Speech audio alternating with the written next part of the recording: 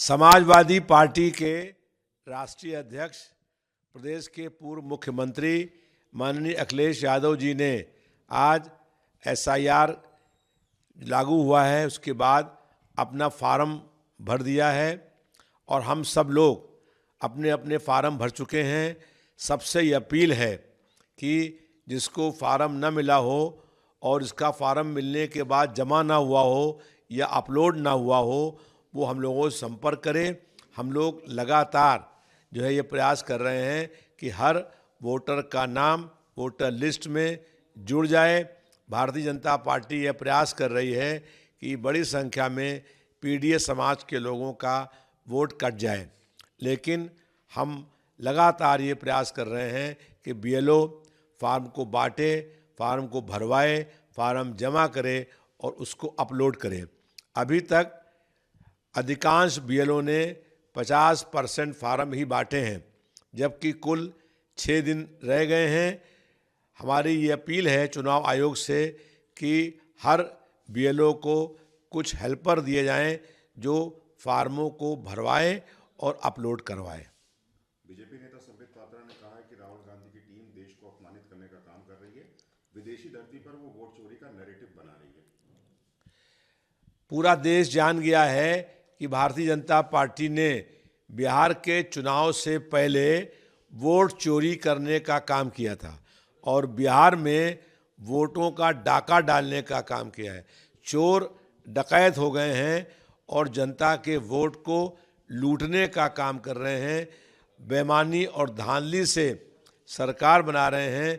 जनता का भाजपा सरकार से विश्वास खत्म हो गया है।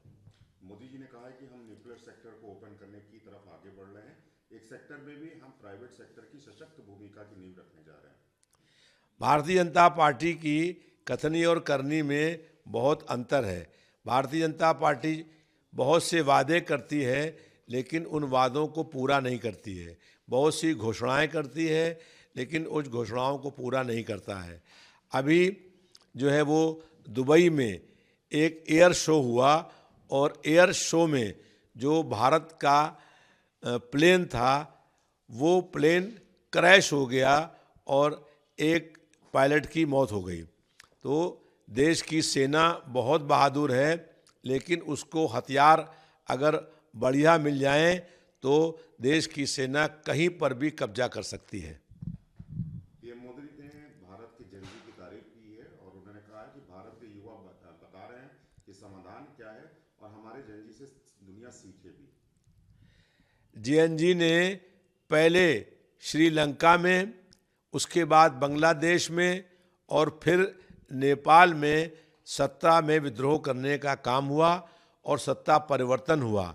वहाँ पर प्रधानमंत्री, वित्त मंत्री और गृह मंत्री अपना अपना जो है घर छोड़ करके, देश छोड़ करके भाग गए। यहाँ पर भी नौजवानों में भाजपा सरकार के खिलाफ ज़बरदस्त आक्रोश व्याप्त है और ये नौजवान भाजपा सरकार को हटाने के लिए हर तरह का संघर्ष करने को तैयार है।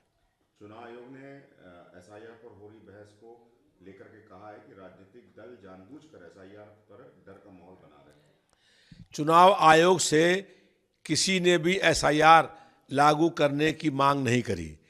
चुनाव आयोग ने एसआईआर लागू करने से पहले किसी विपक्षी नेता को बुला करके वार्ता नहीं करी और कोई बैठक नहीं करी। बिना पूरी तैयारी के एसआईआर लागू करने का काम किया। बीएलओ पर इतना अधिक लोड है कि 18 बीएलओ आत्महत्या कर चुके हैं। बीएलओ अभी 50% तक फार्म बांट नहीं पाए हैं।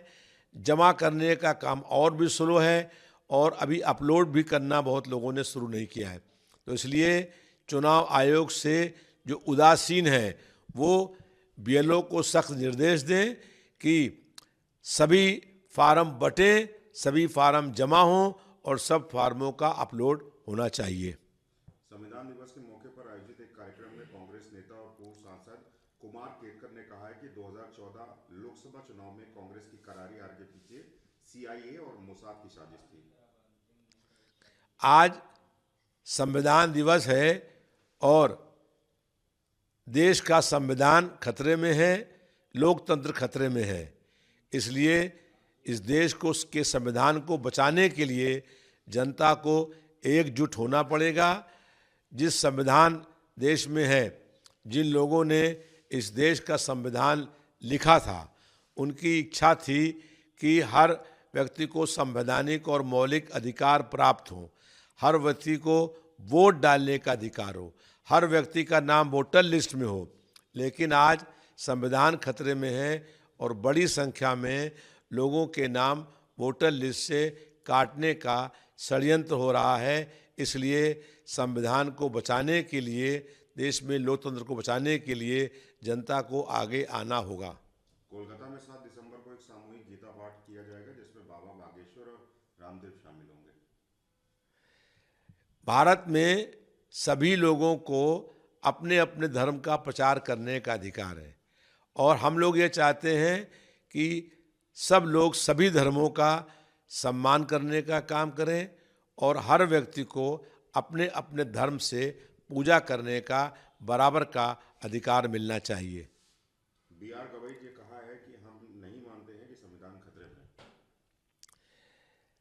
देखिए, संविधान खतरे में अगर है तो सुप्रीम कोर्ट के न्यायाधीश नहीं मानेंगे तो इससे कुछ ये चाहती है, जनता ये मानती है कि उसको उसका संविधान खतरे में है, उसके मौलिक और संवैधानिक अधिकार खतरे में हैं, लोकतंत्र खतरे में है, उसको बोलने की पूर्ण रूप से आज़ादी नहीं है। विपक्षी नेताओं पर फर्जी मुकदमे लगा करके, बड़े बड़े वकील खड़े करके सज़ा करने का काम हो रहा है।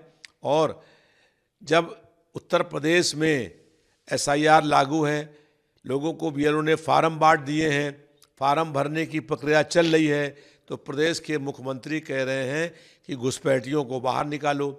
तो ये संविधान पर हमला है और हम संविधान पर होने वाले किसी भी हमले को बर्दाश्त नहीं कर सकते हैं। केंद्रीय मंत्री गिरिराज सिंह ने कहा है कि बंगाल में आने वाले दिन में हम SIR लागू करेंगे। प्रदेश के किसी चुनी हुई सरकार अगर SIR लागू करना नहीं चाहती है तो केंद्र सरकार को बलपूर्वक SIR लागू करना पूर्ण रूप से अनुचित और निंदनीय है। पश्चिम बंगाल की मुख्यमंत्री ममता बनर्जी नहीं चाहती हैं कि SIR लागू हो, लेकिन भारतीय जनता पार्टी की केंद्र की सरकार जबरन SIR लागू करने का काम कर रही है, जिसके खिलाफ पश्चिम बंगाल में बहुत ज़बरदस्त जनता में आक्रोश व्याप्त है। भारतीय जनता पार्टी चुनाव आयोग से मिल करके बड़े पैमाने पर विपक्षी मतदाताओं का नाम वोटर लिस्ट से कटवाना चाहती है।